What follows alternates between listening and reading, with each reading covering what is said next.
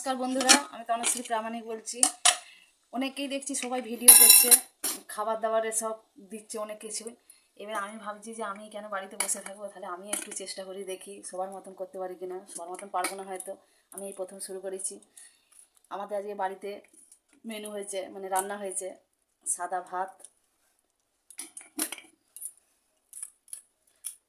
ভাত হয়েছে, তার সাথে একটা দেবো লেবু, একটু করলা আলু ভাতে। আমাদের বাড়িতে রোজই করলা আলু ভাতে হয়, কেননা আমাদের বাড়িতে সুগারের পেশেন্ট আছে।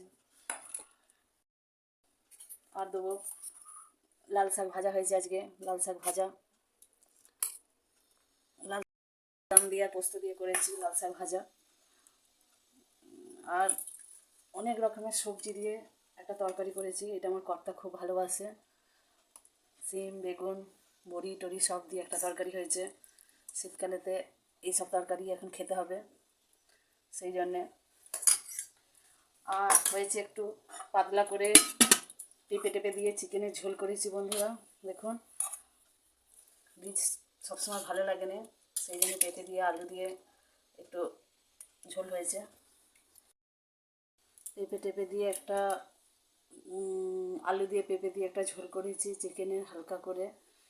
আর এই সিম বেগুন বড়ি দিয়ে একটা তরকারি হয়েছে, লাল শাক পোস্ত দিয়ে আর বাদাম দিয়ে ভাজা হয়েছে, আর করলা আলু ভাতে হয়েছে।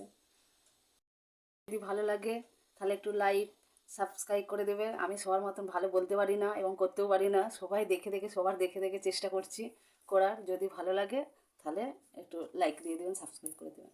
নমস্কার।